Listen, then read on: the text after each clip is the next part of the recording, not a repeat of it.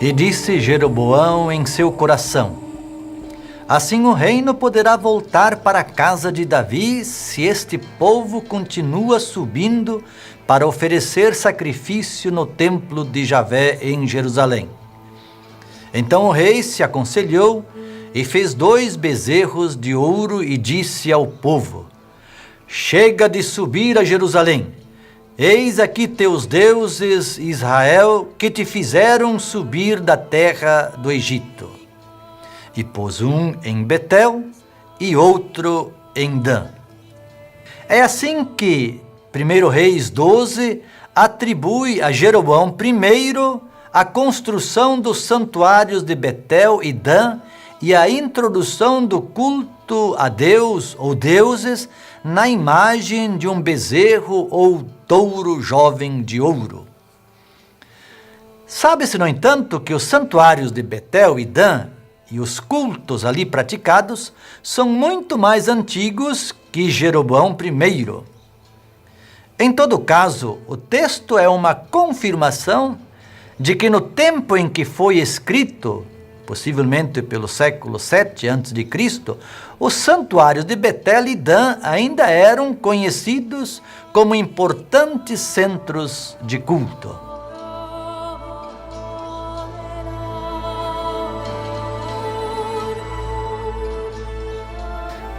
O Tel Dan, também conhecido pelo nome árabe de Tel El-Kadi, está localizado no noroeste do Vale do Hule, no extremo norte de Israel, próximo ao Monte Hermon. Na Bíblia, a antiga cidade de Dan serve comumente de referência para falar do limite norte de Israel. É conhecida a expressão de Dan até Beersheba. No mapa bíblico costuma aparecer 2 Dan. Conforme Josué 19 e Juízes capítulo 1, Dan está localizada na região noroeste da Palestina, tendo Efraim ao norte, Benjamim ao leste e os filisteus ao sul.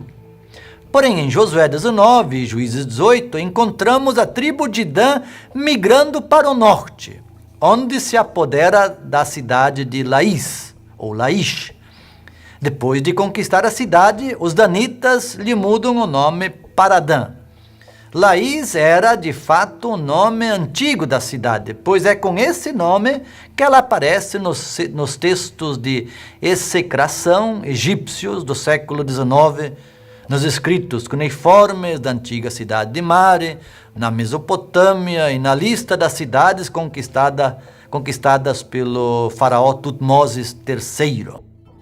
Com os seus 20 hectares, Dan é um dos maiores sítios arqueológicos escavados em Israel.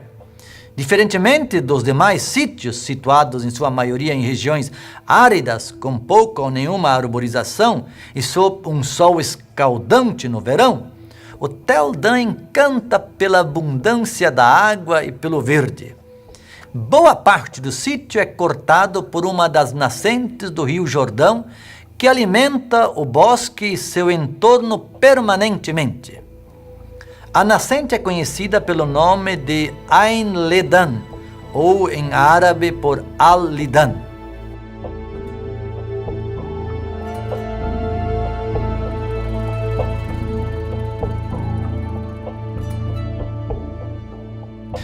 O Tel Dan, ou Tel El-Kadi, começou a ser escavado por Avraham Biran, do Hebrew Union College, em 1966.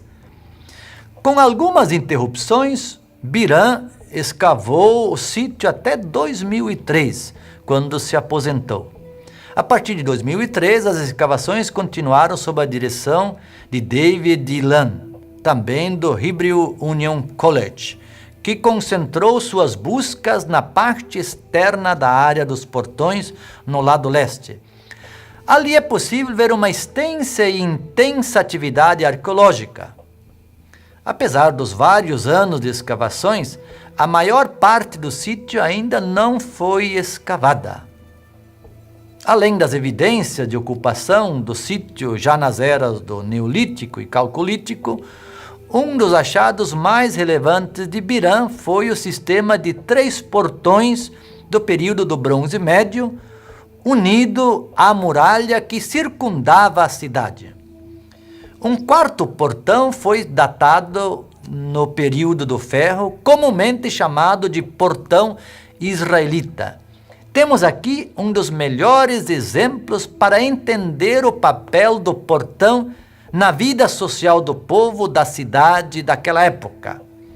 Com um grande espaço público, ali funcionava o tribunal, onde os anciãos se reuniam para julgar ou para testemunhar acordos, como a gente pode ver lá no livro de Ruth, capítulo 4, e em outros livros. As pessoas se encontravam lá para falar da vida. O rei, por vez outra, fazia audiência aí. Os profetas denunciavam as injustiças feitas aos pobres, e os julgamentos iníquos dos juízes eram denunciados pelos profetas nesse local.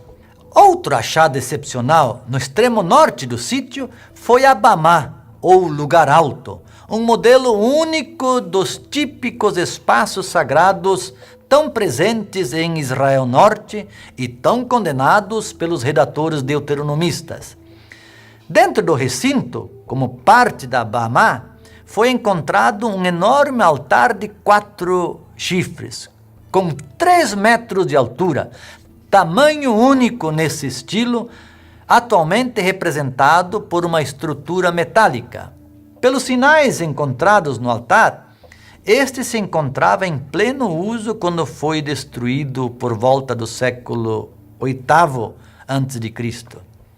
Isso é relevante, pois entendemos que o altar de 4 chifres pode ser um excelente testemunho de que o culto desde a era do Bronze Médio até a era do Ferro II, por volta do século VII, não sofreu grande mudança em Israel e Judá. Ou seja, que o culto celebrado em Israel Norte até a sua queda em 720 a.C. e em Judá até a reforma de Josias, por volta do ano 620, é remanescente do culto tipicamente cananeu.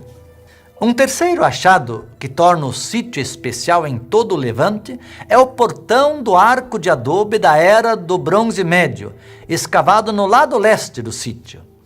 A importância desse arco está na sua engenharia, que até então se acreditava ter surgido somente bem mais tarde. É, portanto, o arco mais antigo preservado. Ele também é considerado como o único portão de arco do Oriente Próximo que tem resistido ao tempo, apesar da umidade que constantemente afeta o Tel Dan. Sobre o arco, que se encontra entre 2 torres, havia uma estrutura de gesso que ajudava a proteger a frágil estrutura de adobe do arco. Uma escadaria de pedra do lado de fora da cidade subia até o portão e outra dentro da cidade descia até uma rua. Parece que o portão não foi utilizado por muito tempo, talvez por sua fragilidade, pois não muito tempo após sua construção, ele foi soterrado juntamente com a muralha, tornando a ambos um amontoado de terra que serviu de base para uma nova muralha. Atualmente, o portão contém uma cobertura de ferro para protegê-lo das intempéries da natureza. Depois da conquista síria, 732 a.C., a cidade foi declinando, apesar de sempre continuar habitada. Um dos últimos registros encontrados em Dan é uma inscrição em grego do século II a.C., que diz: ao Deus que está em Dan. Depois de quase 3 décadas de escavações e de grandes descobertas, nem tudo estava dito sobre o Tel Dan. Em 21 de julho de 1993, a equipe de Biram encontrou um pedaço de pedra de basalto contendo inscrições em aramaico e ainda bem conservadas. logo se percebeu a importância do achado e que este era parte de uma estela maior que havia sido quebrada. Apesar de partida, foi possível formar um texto compreensível com as inscrições. As escavações, entretanto, continuavam em busca de outros possíveis fragmentos da estela. Abraham Biran e sua equipe concentraram o trabalho na base da muralha da cidade e ali, perto do grande portão de entrada, encontraram uma fantástica bamá com um altar de 4,5 metros de comprimento por 2,5 de largura. Na parte dos fundos, que encostava à muralha, havia 3 matzebot na forma de pedras de basalto. A maior media 1,17 m de altura, a do meio 73 centímetros e a menor 50. Em frente à matzebá maior, sobre uma base decorada, havia uma tigela de basalto que servia para queimar incenso. Sobre o altar e ao seu redor foram encontrados sinais de fogo e grande quantidade de cinzas. É difícil definir o período histórico em que esse altar foi construído. Uma hipótese é que seja do século VIII a.C., por volta do ano 730, o que sugere que seria um marco construído pelos assírios que tomaram a cidade nesse período. As escavações seguiram com intensidade e os trabalhos foram recompensados. Em 20 de junho de 1994, praticamente um ano depois, foi encontrado perto do altar, cerca de 2 metros de distância, mais um pedaço de pedra de basalto contendo uma inscrição de 6 linhas, também em aramaico. Este, menor que o anterior, supunha-se ser também parte da estela maior e foi denominado pelos arqueólogos de fragmento B1, enquanto que o primeiro, encontrado em 93, foi chamado de fragmento A. As escavações continuaram ao longo da muralha e ali foi descoberto um pavimento de pedra seguindo a base da muralha, em torno de 5 metros de largura por 25 de comprimento.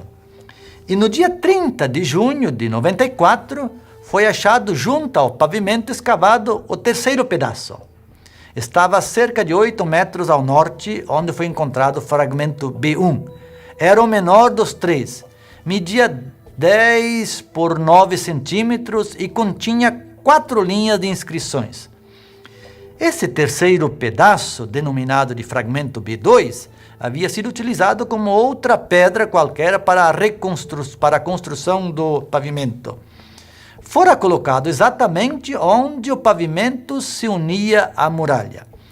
As duas peças, B1 e B2, foram juntadas formando a peça B, cujo tamanho ficou em torno de 20 por 12 centímetros. Elas foram unidas ao fragmento A, que media 32 por 22. Estima-se que a estela inteira media em torno de 1 metro de altura por meio de largura. Uma vez juntadas as 3 partes, começou então o quebra-cabeça para fazer a tradução. Felizmente, os caracteres nos fragmentos eram bastante nítidos, além de as palavras estarem separadas por pontos, o que facilita sua leitura. Então vamos ver a tradução. Então nós temos 13 linhas aqui, assim, bastante fragmentadas por causa da pedra que foi encontrada quebrada. Embora pequenos, os fragmentos B1 e B2 trazem informações importantes para compreender melhor o fragmento A. Por exemplo, nas linhas 7 e 8, os nomes dos 2 reis se encontram nos fragmentos B1 e B2, de Jorão, ou Jehoram, que foi rei em Israel de 852 a 841, e de Ocosias, Ahaziah, que foi rei em Judá de 843 a 842. Essas informações revelam que o provável autor da estela foi Hazael, rei de Damasco, durante os anos de 845 a 800, ainda que seu nome não conste na estela. Outra informação que também aponta para Hazael como o autor se encontra na linha 3, que diz assim: e meu pai deitou-se e ele foi para seus ancestrais. A forma deitou-se deve se referir à doença que acometeu Ben-Hadad, rei de Damasco, antes de sua morte. A mesma informação a encontramos ampliada em 2 Reis 8.